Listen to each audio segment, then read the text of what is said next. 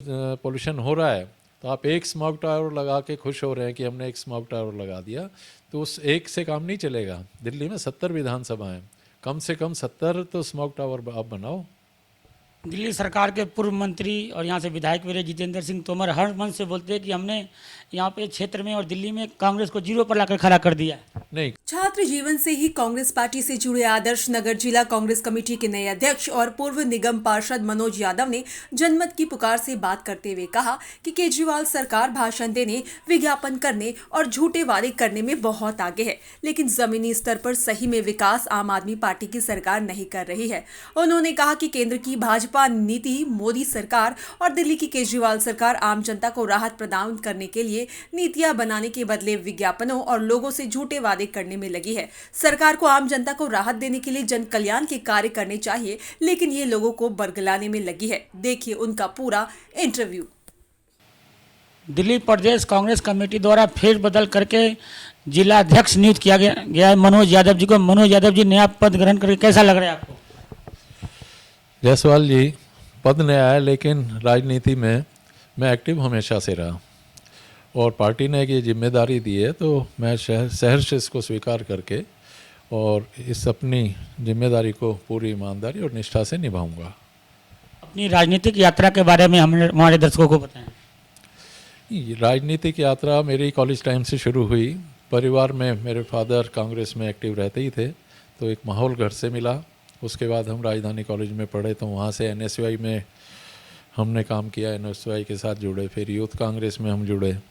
Youth Congress के बाद मैं जनरल सेक्रेटरी रहा यूथ कांग्रेस में, फिर ब्लॉक कांग्रेस कमेटी में मैं जनरल सेक्रेटरी रहा 2 बार, फिर जिला कांग्रेस कमेटी में मैं वाइस प्रेसिडेंट भी रहा, जनरल सेक्रेटरी भी पहले रहा, डेलीगेट में रहा डिस्ट्रिक्ट कांग्रेस कमेटी में।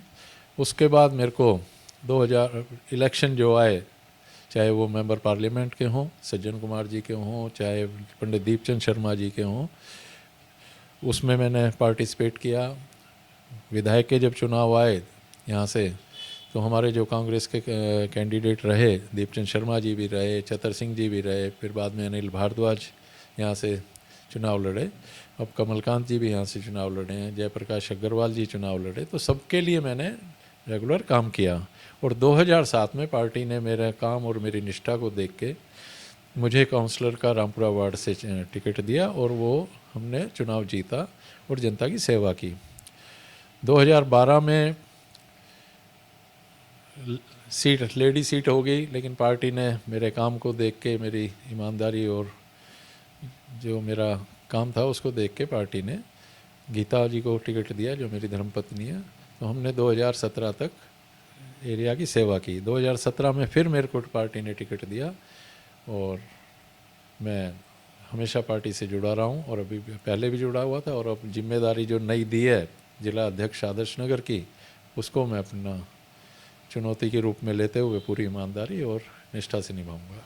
एमसीडी चुनाव से ठीक पहले संगठन फेरबदल किया है, क्या दर्शाना चाहता है पार्टी नेतृत्व? नहीं, पार्टी नेतृत्व कुछ नहीं। पार्टी नेतृत्व जो पहले अध्यक्ष रहे हैं उन्होंने भी बहुत अच्छा काम किया है। अब चेंज एक नियम है, चाहे वो पार्टी हो, चाहे वो चुनाव की राजनीति हो, संगठन हो, कुछ हो, तो उसमें बोलते हैं ना कि परिवर्तन प्रकृति का नियम है। तो एक ये प्रोसेस चलता रहता है। पहले कोई और थे, अब मेरे को बनाया, मेरे बाद फिर कोई और आएंगे, तो पार्टी का एक प्रोसेस है, वो चलता रहता है। तो ऐसा कुछ नहीं है। इतनी बड़ी चुनौती है? मैं ज़्यादा बड़ी चुनौती नहीं मानता। सबका सहयोग और सबका साथ लेके मैं इसको चुनौती नहीं मानता। दिल्ली में प्रदूषण लगातार बढ़ रहे हैं, कैसे दिखते हैं आप? देखो, इस केजरीवाल सरकार जो है भाषण देने में, एडवर्टाइज देने में तो बहुत माहिर है, वादे करने में बहुत माहिर है, लेकिन जो ज़मीन पे काम होने चाहिए वो ज़मीन पे काम नहीं हो रहे हैं। और पॉल्यूशन वाली जहाँ तक बात है, केजरीवाल जी से पहले हमारी कांग्रेस की सरकार थी, शीला दीक्षित जी के नेतृत्व में, तब तो पॉल्यूशन की कोई समस्या खड़ी नहीं हुई। वो क्यों नहीं हुई? क्योंकि हमारी सरकार की पॉलिसी हमेशा पूरे साल चलती थी। ये जब जागते हैं जब पॉल्यूशन हमारे घर में बिल्कुल घुस चुका होता है। तो सरकार को रणनीति बनानी चाहिए कि आप पूरे साल उसके ऊपर काम करें और जब पोल्यूशन हो रहा है तो आप एक स्मॉग टावर लगा के खुश हो रहे हैं कि हमने एक स्मॉग टावर लगा दिया, तो उस एक से काम नहीं चलेगा। दिल्ली में 70 विधानसभा हैं, कम से कम 70 तो स्मॉग टावर आप बनाओ, वो कहना चाहता हूँ। दूसरा, सरकार को मैं कहना चाहता हूँ, आप हर साल 15-20 करोड़ 15-20 करोड़ 1600-1700 करोड़ का है जो टोल के रूप में दिल्ली में एंट्री फीस लेते हो कमर्शियल व्हीकल से, वो पैसा कहाँ जाता है? उस पैसे से आप पोल्यूशन के लिए काम क्यों नहीं करते? आप उससे स्मॉग टावर लगाओ, आप उससे पानी का छिड़काव करने के लिए गाड़ियाँ खरीदो, जैसे विदेश में होता है। आप सुबह सुबह हमारी गाड़ियाँ पेड़ों की धुलाई पे, सड़क की धुलाई पे लगनी चाहिए। दिल्ली में 40% जो पोल्यूशन है वो रोड पे जो डस्ट है उससे होता है, तो उस पे काम करना चाहिए और कंस्ट्रक्टिव काम करने चाहिए। हमें दूसरे स्टेट के से मतलब नहीं है कि वो पराली जला रहे हैं। आज सुप्रीम कोर्ट ने भी कहा कि वहाँ से पराली से 8% का पोल्यूशन है, तो आप तो मानोगे ना, दिल्ली में पोल्यूशन बहुत है। तो आप अपनी रणनीति में सुधार करें, अपने एडवर्टाइजमेंट को छोड़ के ज़मीन पे काम करें, उस पैसे को किसी कंस्ट्रक्टिव काम के लिए लगाएं। दिल्ली सरकार के पूर्व मंत्री और यहाँ से विधायक भी रहे जितेंद्र सिंह तोमर हर मंच से बोलते हैं कि हमने यहाँ पे क्षेत्र में और दिल्ली में कांग्रेस को जीरो पर लाकर खड़ा कर दिया। नहीं, कांग्रेस को कोई जीरो पे नहीं कर सकता। कांग्रेस 130 साल पुरानी पार्टी है और जो विधायक जी अब आम आदमी पार्टी से हैं वो पहले कांग्रेस के ही हमारे साथी हुआ करते थे, तो कांग्रेस को कोई जीरो नहीं कर सकता। कांग्रेस एक आंदोलन का नाम है और वो आंदोलन कभी ख़त्म नहीं होता। लोग आते हैं जाते हैं, लेकिन कांग्रेस कभी ख़त्म नहीं होती, कभी जीरो नहीं हो सकती। कभी निगम पार्षद भी कांग्रेस का, दिल्ली में भी सरकार कांग्रेस की थी, केंद्र में भी कांग्रेस की सरकार थी, तो क्या फिर से आप यहाँ पे झंडा लहराएंगे कांग्रेस का? बिल्कुल 100%। मैंने बताया ना, परिवर्तन प्रकृति का नियम है, सर्कल घूम के फिर आता है दोबारा। लोगों को अब समझ में आने लगा है कि ये जो मोदी सरकार है और केजरीवाल सरकार है सिर्फ झूठे वादे करती है। क्या महंगाई कम हुई? क्या दिल्ली में पोल्यूशन कम हुआ? कोरोना के टाइम पे लोग बिना ऑक्सीजन के, बिना हॉस्पिटल के, बिना बेड के, बिना दवाइयों के मरे। शमशान भूमि पे मीलों लंबी लाइनें लगी थी, उसको कोई झुठला सकता है?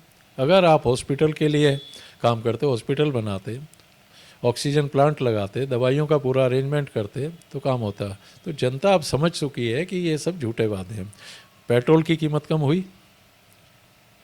आप अपना वैट कम करो ना। अगर जनता को रिलीफ देना चाहते हो तो वैट कम करो। सब्जियों की महंगाई बढ़ी हुई है, आपका खाने के तेलों की महंगाई बढ़ी हुई है। ऐसा क्या हो गया कि जो 70-80 रुपये के लीटर का तेल था सरसों का, वो अब 200 रुपये लीटर बिक रहा है? कोई किसान को तो रेट बढ़ा के नहीं दिया आपने। तो ये जो बिचौलिए खा रहे हैं उस पर तो अंकुश लगाना चाहिए। सरकार का काम है कि जन कल्याण के कार्य करे, आम पब्लिक को रिलीफ दे। जो इनके वोटर हैं, जिनको ये अपना वोटर समझते हैं, उनका स्वास्थ्य का, शिक्षा का ध्यान पार्टी को देना चाहिए, आम आदमी पार्टी सरकार को। मेरा यही कहना है। कांग्रेस की पोल खोल यात्रा कितना समर्थन मिल रहा है और अपने क्षेत्र में कब होना है? कांग्रेस की पोल खोल यात्रा बिल्कुल बहुत अच्छे से चल रही है और उसमें लोगों का समर्थन मिल रहा है। लोग बोल रहे हैं कि आपको आगे आना चाहिए और हम आपके साथ खड़े हैं। इन दोनों पार्टी ने लोगों को धोखा दिया है। हम जो वादे किए थे वो वादे पूरे नहीं कर पा रहे हैं। तो दिल्ली की सड़कों का हाल देखा आपने? आप चाहे जमुना पार चले जाओ, चाहे अपने बवना साइड में आउटर दिल्ली में चले जाओ, बहुत बुरी हालत है। तो पब्लिक अब हमारे साथ जुड़ने लगी है और अच्छे से जुड़ रही है और पोल खोल यात्रा हमारी जो चल रही है बहुत अच्छा समर्थन उसमें मिल रहा है। जहाँ तक हमारे क्षेत्र की बात है, 23 तारीख को हम अपने त्रिनगर रामपुरा में पोल खोल यात्रा श्री अनिल चौधरी जी के नेतृत्व में करने जा रहे हैं और उसमें जो इनकी जन विरोधी नीतियाँ उसके बारे में हम बोलेंगे, लोगों को बताएंगे। तो हमारे साथ बात कर रहे थे आदर्श जिला कांग्रेस कमेटी के नवनियुक्त अध्यक्ष मनोज यादव जी। मिलते हैं किसी और खबरों के साथ। नमस्कार।